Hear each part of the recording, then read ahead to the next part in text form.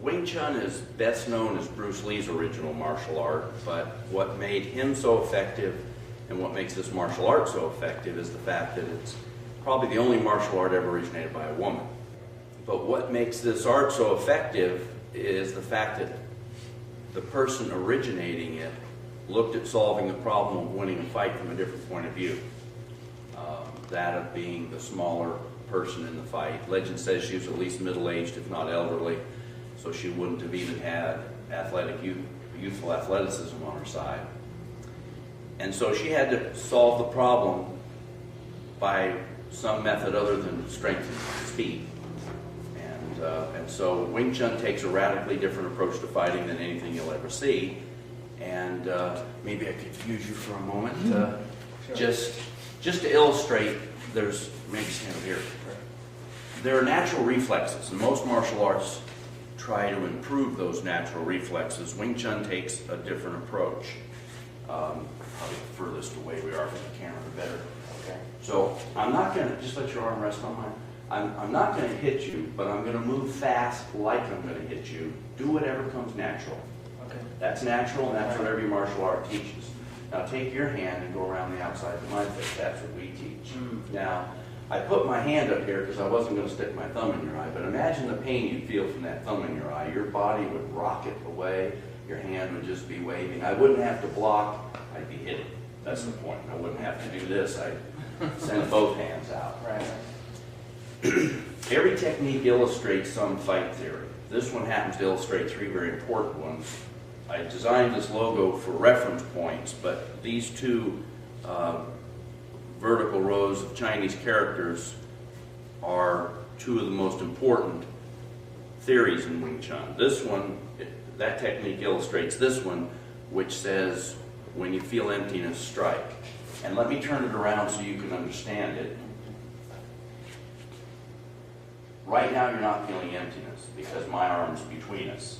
But the moment I release your hand, why chase my hand when I just given you this great target? So when you feel emptiness, you strike. The next theory it illustrates is, and the way we say it is, you lead first, I get there first, but I'll turn it around. I lead first, but you get there first. And you can see that you only have to go this far. Right. I have to go 2 or 3 times that distance, 3 or 4 times that distance. I can leave first and get halfway there, and you can still beat me. So I leave first, you get there first. Get there first. Okay. The next theory you've heard most often with regard to football or military matters, and that is the best defense is a good offense. The way we say it is, you attack, I attack. And I'll turn it around. I attack, you attack. You don't defend, you attack. Okay. There you go.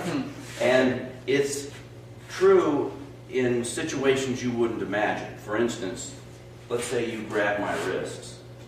And go ahead and grab them like you don't want me to get away. Okay.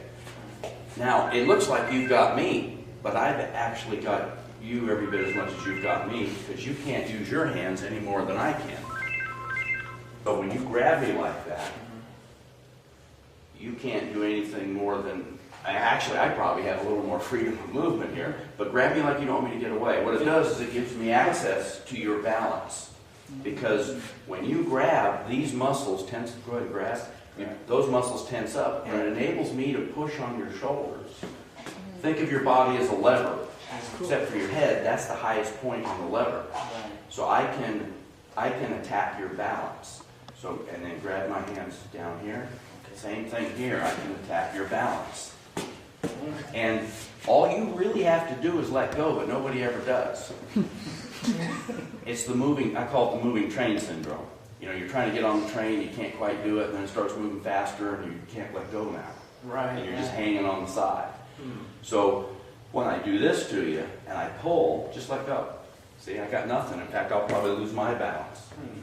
So, but people do, there's a natural instinct. People grab on. So we have drills to condition these natural tendencies and change them so that you don't, when I go around like this, you don't chase my hand, you attack, because that's the natural instinct.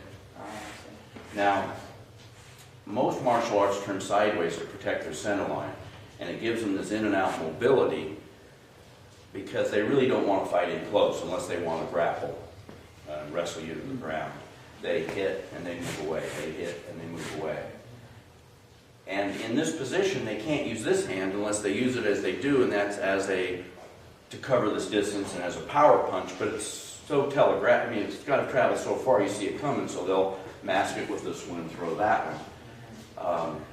And when I'm punching with this hand is completely out of the equation. I can't even use it to block. I mean, some people will do this, but very few people. Usually what I call it, they risk defense for offense. The guy says, I know I get this in, I know I get it in. And he risks defense for offense. And you can see there's big openings here where you can counter-strike me. Now, take my hand and give it a tug with your, give me a pull. Give me a pretty pull. See how easy I am to move? Yeah. You've seen Steven Seagal's movies, that's one of his favorite techniques. In Wing Chun, I want to face my opponent straight on. I can reach you with both hands. This is our punch. Might not be as powerful, and I'll break it down for you in a minute so you can see there's plenty of power there. But it's a lot less telegraphic, it's quicker, I can use both hands, and your counter-striking opportunities are between these rather small, in between these movements, whereas here, the opportunities are big, the openings are big. I'm also overcommitting, according to our theory, overcommitting my body. Now, take my hand and give it a tug. Give me a good tug. There. See, my weight's not forward, I'm not as easy to move. Now, what you would do when pulling is you would pull and punch. So pull and punch. Right, give me a good tug there.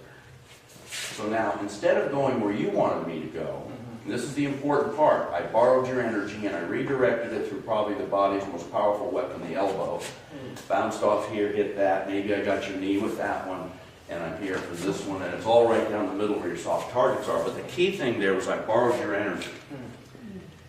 Again, a woman originated this art. Women don't have the body strength. I mean, if I was a woman and exactly your height and build, you'd be whatever the factor is, 50%, 70% stronger. And generally, the woman is the smaller person in the fight, let alone the weaker person. So borrowing energy is really important. Another illustration of that. Pardon? Got a question? Yeah, I mean, because even I would be matched up with Herbie. I mean, I would still. Sure. I think I'm even taller than you by a little bit, and I would. But I mean, I would still be the weaker person. Right. In the fight.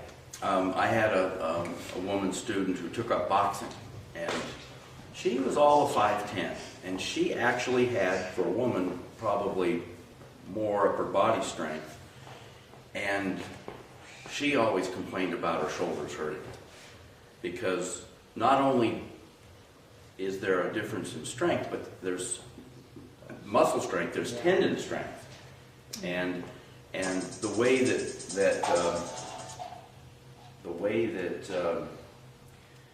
boxers punch, it stresses the shoulder. And a man might not notice it, but because they drag the technique around rather than push it around. And just to illustrate that point, just to demonstrate this art, one more borrowing energy example. Push that hand towards it. Yeah, give me a good push. There's two springs being created here. One in your push, and so when you push, I release that and you lose your balance. And the other spring is in my resistance to your push, and it's a lot like a branch stretched across a trail, and you walk down the trail and you bend the branch and it whips the guy behind you, right? Whoa, don't follow this guy down any trails. So that's what's happening here. So when you push, I release that spring and I release this spring, and the tendency most people have is to bring this hand back to try to stop this. It's instinct. Bring this hand back, and it creates another spring. Now in a close range fight, there are these springs you can create and release. Whereas in a fight out here, just put your hands up, don't do anything though. Out here, it's block, kick, punch, who's got the quickest eye-hand reflex. And what people that fight at this distance do is they punch through openings. And right now you can hit me too. Maybe I fake low in order to get you to drop your guard so I can hit high. But they're punching through openings. In Wing Chun, we don't fight fair. We don't like our opponent to have any chance. So what we try to do is get them in a position where you can't defend yourself. And I'll get into that in a moment. We call that trapping. But just to go back to the punch for a minute, just step forward like you're punching and leave your fist in mid-space. Just throw the punch out there, okay? Now, drive me back. Feel it in your shoulder, really drive me back, okay? Yeah. This punch requires upper body strength. Let me just move your hand, or your arm, okay? And maybe turn a little bit, okay? Now drive me back. Really drive me. Not just a, bend it a little bit, not just a little thing, just drive, walk through it. Like that? Right. Do you feel it in your shoulder? I mean... Go back here, drive me back. Drive me back, okay? Now, do it this way. Go ahead. Yeah, it is different. Right. Here you're using your tricep. Right. Here you're using your deltoid muscles. I do feel that, yeah. But also in this position, there's a structural thing that enables the power of your lower body to come into this. This kind of punch works with twisting motions. But even, and that's why fighters that do that. But you see, the moment I throw this punch, I'm creating this big opening.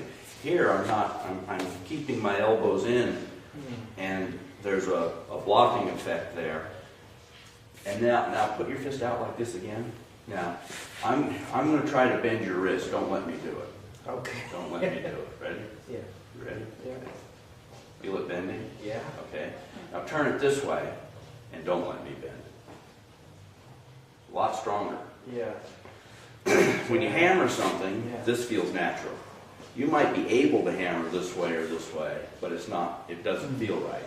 When you pick up a barbell, that doesn't feel as good as picking up 2 dumbbells. Right. This is a natural position for your hand. This isn't. People that punch this way, and you trained in a martial art, did you ever tweak your wrist hitting a heavy bag? Because the wrist is weaker this way. It doesn't happen this way. Also, we don't strike with 100% energy. Most martial arts are trying to hit as hard as they can. I've got a handout I give people. It's an x-ray of the hand, a photocopy of an x-ray of the hand, just to illustrate how fragile this is.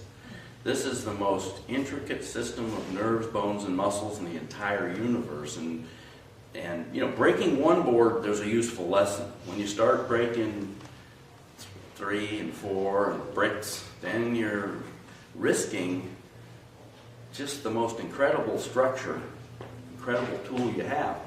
This wooden dummy was given to me by a student who's an eye doctor, an eye surgeon. She actually went 2 years longer to medical school to become a surgeon.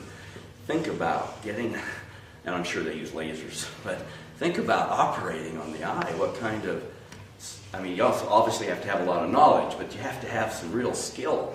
Or, you know, think about a musician and what they do with their hands. So protecting the hand's important. In fact, we have a saying in Wing Chun. You hit something hard with something soft, you hit something soft with something hard.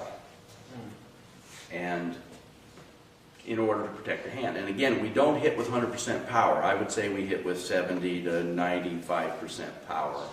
One reason is to preserve the hand, but the other reason is it's faster. When you really try to hit hard, it takes you a while to recover and get your next one off. So the striking is, you're more committed to that one punch, and it may not work out. Now, have you heard of Bruce Lee's 1-inch punch? Okay. Okay. I'm not, but just so that you know what it is, I'm not going to hit you with it, but I want you to understand what he did. He took a Wing Chun concept called inch power and he modified it for demonstration purposes. Inch power needs to be felt. The 1-inch punch was modified so people sitting 30 rows back could see what the point he was trying to make. And the point he was trying to make is you don't have to pull your hand out to have power. You can have power with all straight ahead energy. And what he did, if you look down, he pulled his hand off 1 inch, but with his fingers extended, he was actually a few inches away, which was actually cheating. Because it wasn't 1 inch, it was more than one. But I think he did it at 1 inch too. But the point he wanted to make was that you don't have to pull your hand out. You can have lots of power firing straight ahead if you've got the right technique. And how, in Wing Chun, our techniques are all short. And how we get power is we combine movements. And I'm going to break the punch down, the separate movements, so you can understand it. Come over here a little bit. Let you do this to me first. Put your fist on my chest. And what I want you to do, without pulling your hand off, go ahead and you probably have to bend your elbow a little bit. Without pulling your shoulder back, without pulling your hand off, hit me with this hand as hard as you can. What? Hard as you can. It'll just be a push. Okay, so just push. Hard as you can. Yeah, do whatever you can. Make it as whatever you can do. Okay. Hard as you can. Even hard. It's hard to have any impact without some space. Right. So put your finger right there. And all you're going to do is measure whether I pull my hand out. All I'm really doing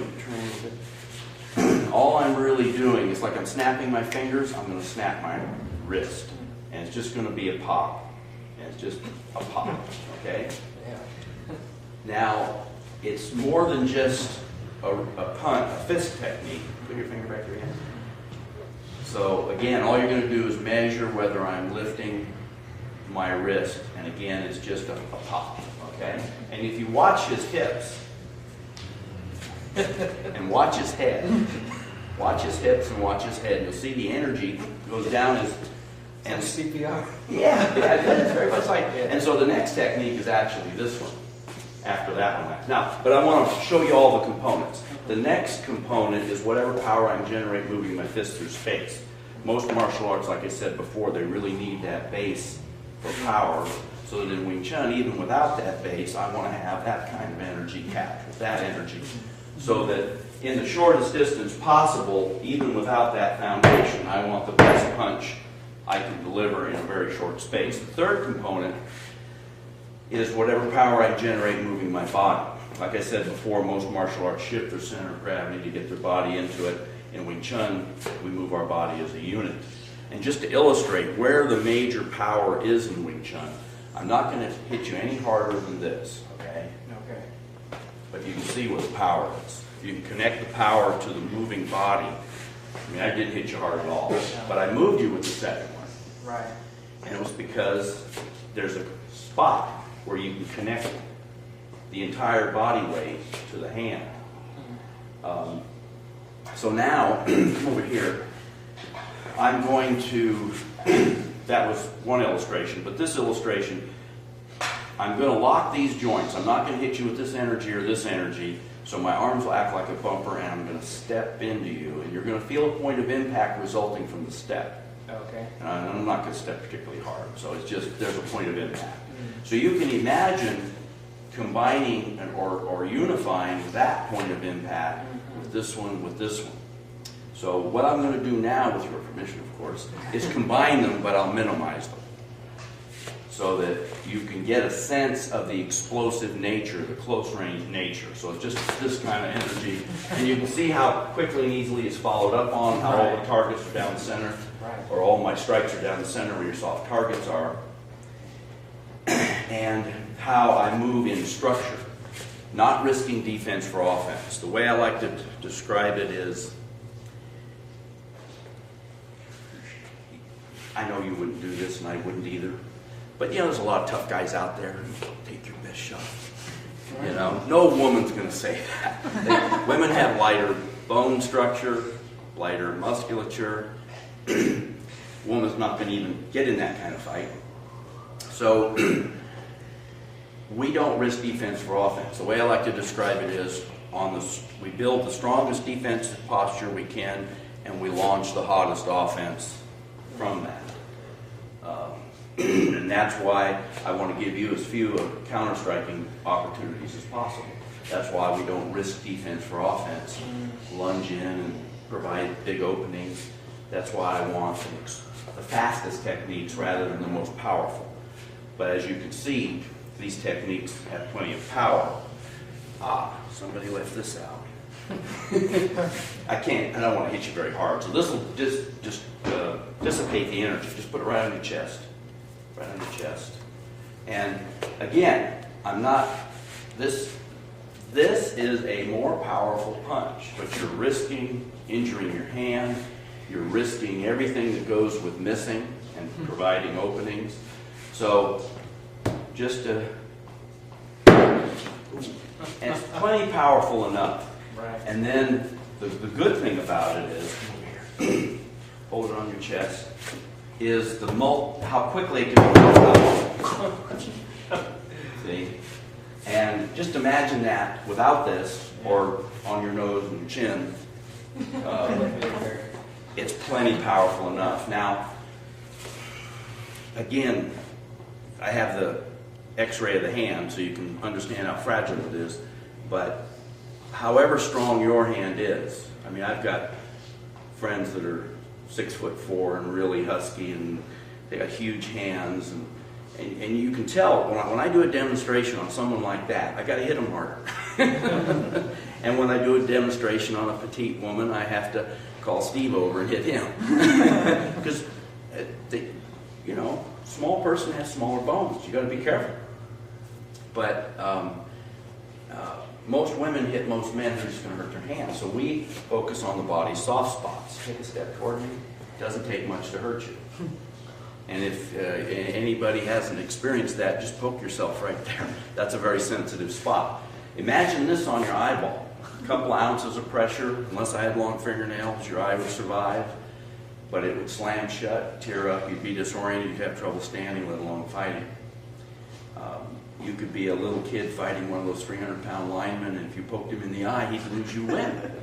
But nobody's going to let you poke him in the eye, even Mo, Larry, and Curly at this stage. Everybody knows who Mo, Larry, and Curly is? Good. They were Wing Chun men. So, again, what we try to do is get our opponent in a position where he can't defend himself. This is a trap. It's obviously a trap. You can't use your hands. I've got a hand free, but it could be as simple as this. You can't use this arm. That arm's too far away. I've not only got my hand free, but your head falls into my hand so that it's difficult for you to evade, and you supply some of the striking energy. Now, these are simplistic traps, very effective, but simplistic traps. The more complex traps we teach in an exercise we call chi sao, or sticking hands. And maybe about here, so everybody. It's originally taught with one hand. It's called dan chi sao, or single sticking hands. And in this exercise, we strike or block with each movement, whereas in the double arm version, there's no striking unless you do it for a long time without striking. So I strike, he blocks, he strikes, I block. And we do this repetitiously to train the technique, condition the muscles, and to train the sense of touch. Now, let's do it without the striking, and, without, So what you're seeing us do with one hand, we're about to do with two. Right now, what my arm's doing, his other arm will do. And what my arm's doing here is what his arm's doing. So my brain's getting a different signal from each of my hands. I'm getting another signal from my eyes, another from my ears. A lot of martial arts teach you to focus on one spot so you can be aware of, and they're fighting at a little more of a distance, so you can be aware of the hands and the feet. And they want you to, when you're striking, to maximize power, to even yell in order to get emotional and whatever maximum energy you can get into that strike you're trying to get into. We don't hit with 100% power. In fact, in Wing Chun, we say that we like to make the other guys scream rather than us. So the idea is to condition the muscles, develop the sense of touch, and get to where you can do this for a period of time, so that when you practice the trapping techniques, the more complex trapping techniques, see what happens when people think about the next thing they're going to do, unless this is totally ingrained, this all goes to pieces. So you have to get this ingrained, and then we practice other trapping techniques. And then we practice the counters to those.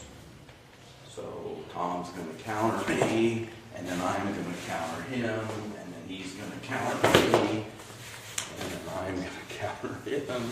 And all this, and there's a dozen of these, and all this is a prelude to free spark.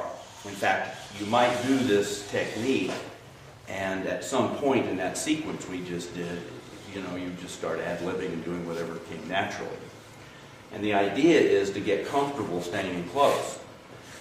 This is probably, you already acclimated. You feel comfortable here, right? You're just a little out of range and you feel comfortable. But this, you don't feel too comfortable. No. I got an uncle that likes to talk to you from this distance. Fortunately, he doesn't have bad breath. But most martial arts, they like to fight at this distance, and this is called punching distance. We like to fight it at a closer range. I'll call it elbow distance.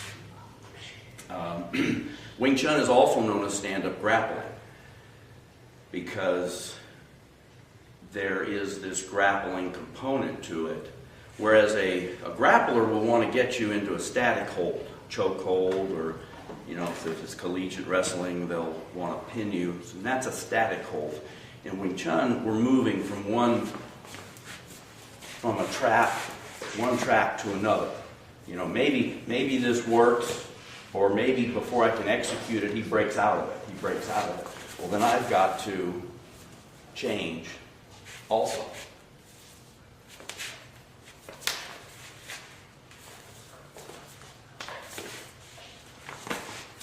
And the idea is to stay close, and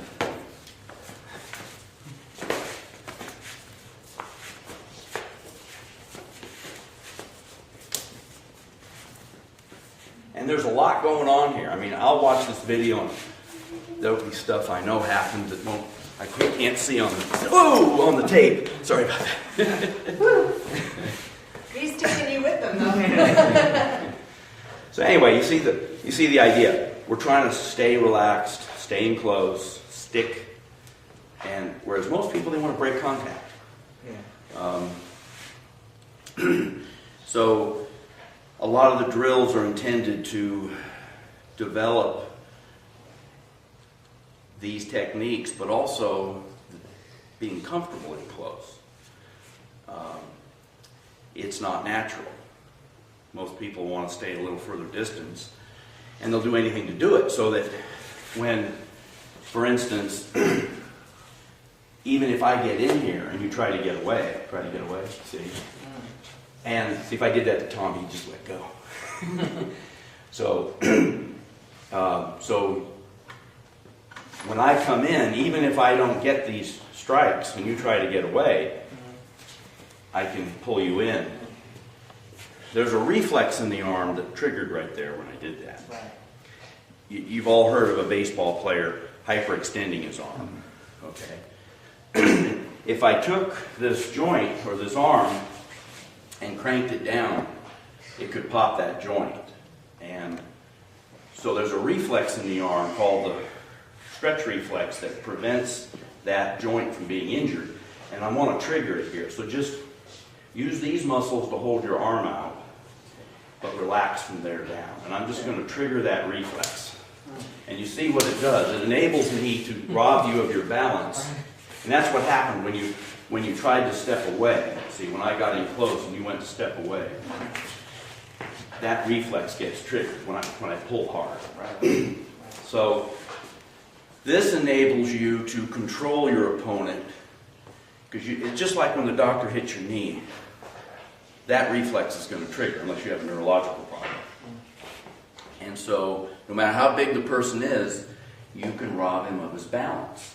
And while you might not be afraid of spiders or enclosed spaces, everybody's afraid of falling. And that's what happens when you lose your balance. You get that little momentary fear of falling, and it's that moving train syndrome thing. People instinctively try to prevent themselves from falling. I was actually going to ask you, where do you keep your balance in your feet? Where do you sort of put the majority of your weight? Pretty much in the middle. One of the things that I do, go ahead and stand here with your feet, your weight equally spaced. One of the things I try to do to make people aware of their balance in their feet, this is very important. I'm just going to pull you forward a little bit. Let your weight rock into your toes.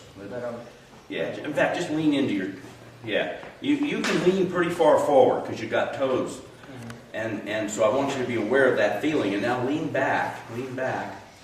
And because you don't have any toes in the back, and you'd look funny if you did, your shoes wouldn't fit. There's a spot you can feel it, you're going to fall. Yeah. Right. You can't control. But what happens is, if I put you in front of the mirror and show you a technique I want you to practice, the tendency everybody has is to try to get a little closer to that mirror. And they don't notice it. And if you're working out with somebody, the tendency is to lean forward. And this leg is a prime target for your opponent. It's closer. It's a very weak link. You hurt someone's knee, they're not going to be very effective after that. So we try not to have any weight on that foot. So if you attack it, it's not there, or I can easily move it. Because it seems like it'd be a little bit hard to come in close and keep the weight sort of in the middle or even towards the heel a little bit. Like, I mean, does it make sense to you? Well, here's the way to look. Okay. Look at my ankle, look at my hips, look at my shoulder. Right. And it should be a straight line. Yeah. Okay? And put your hands up like you're fighting. And what I want to do, yeah, that's good.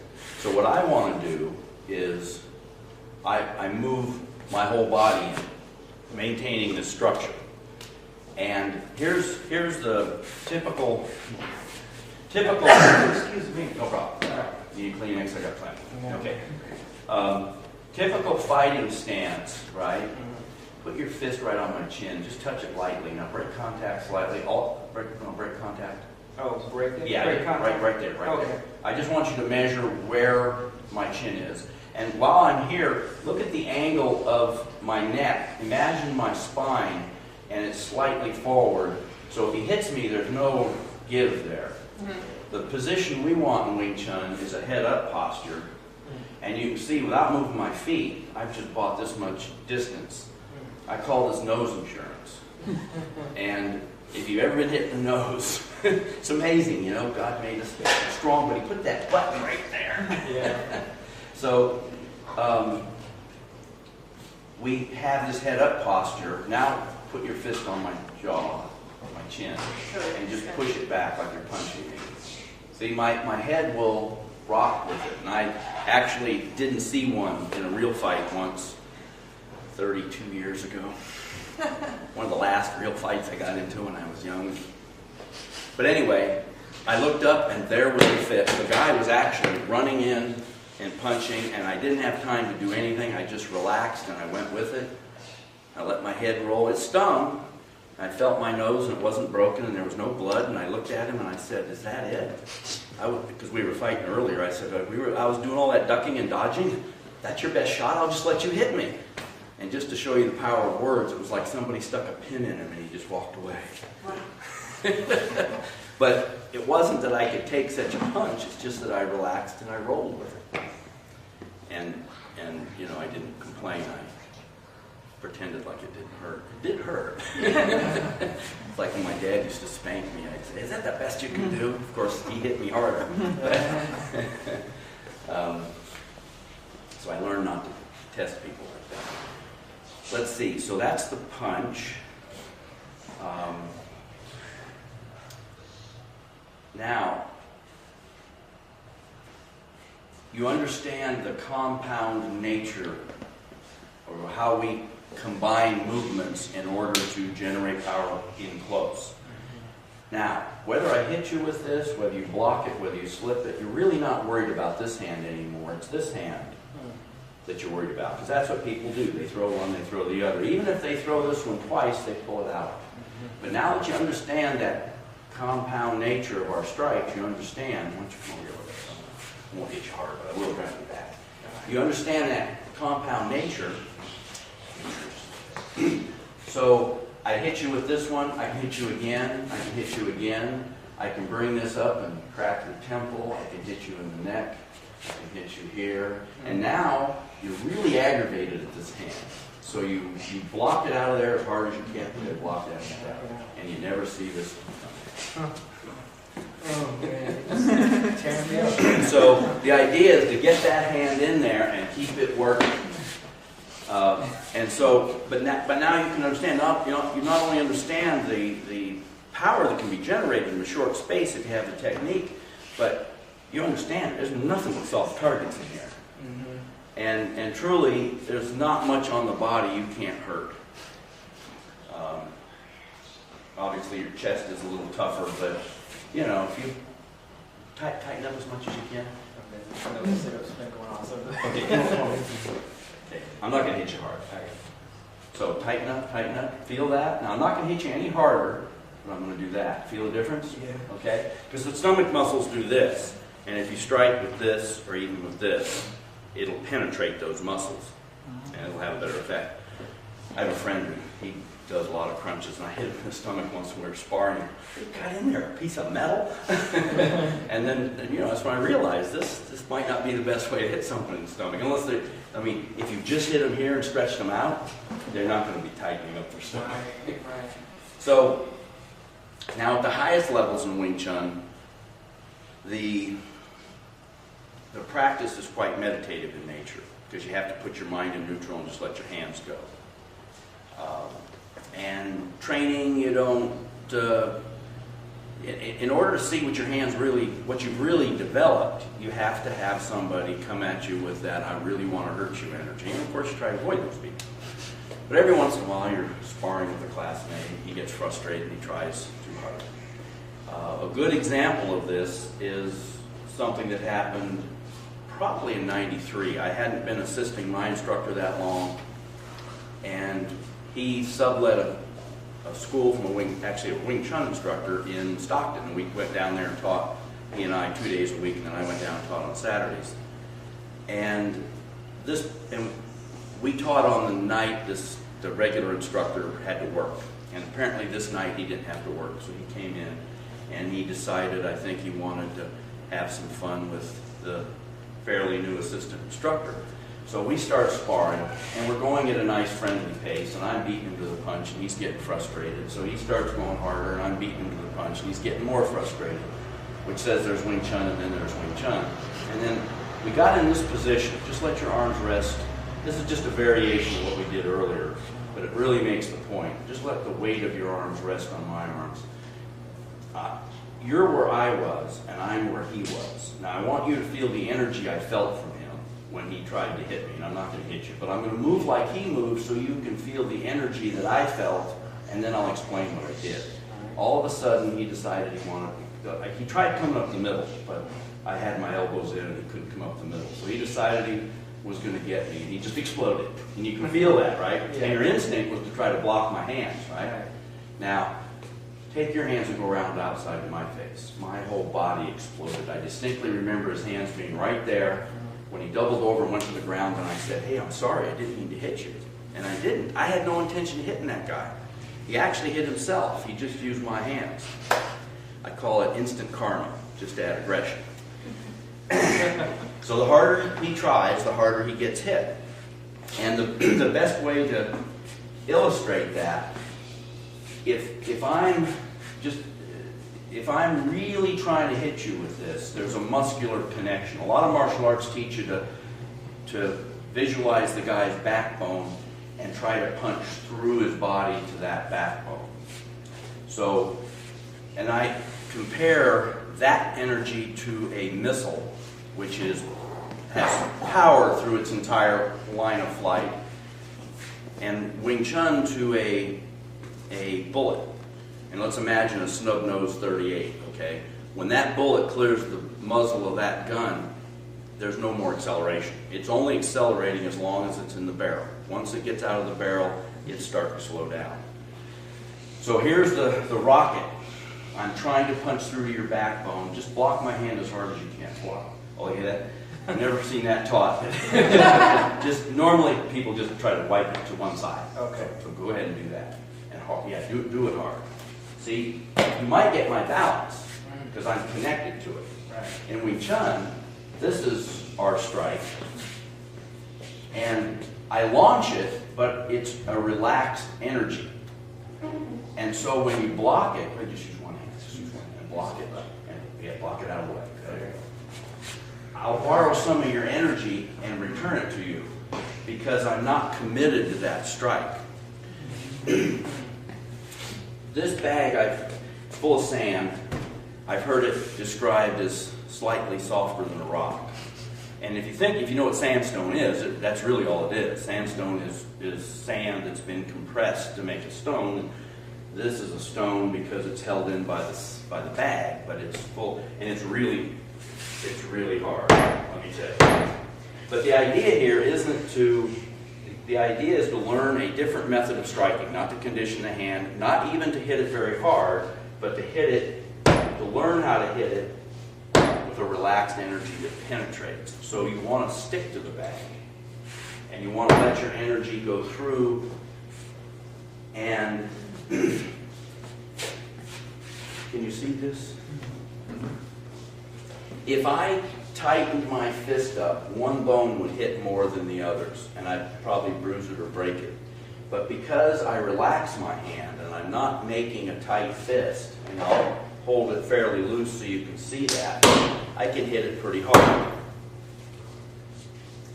Again, I'm not trying to hit it as hard as I can, because even the technique, but the idea is to have a soft, there's a structure there. I mean, if I didn't hold certain muscles, my wrist would tweak out or something.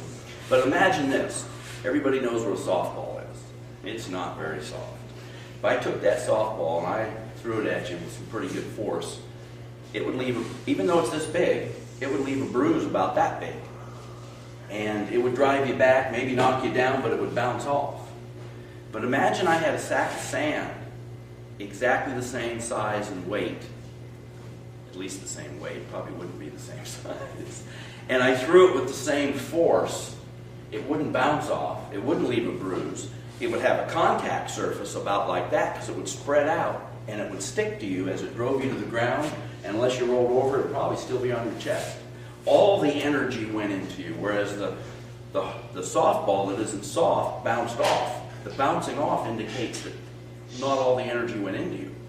Some of it bounced off. So what we try to have is this relaxed energy, which provides a more penetrating energy. We don't punch as hard as we can so that we can be faster. And if interrupted in the middle of that strike, you can block this, but you don't get my balance, and maybe I borrow your energy and come back with another hit that's new and improved because it contains your energy as well as mine.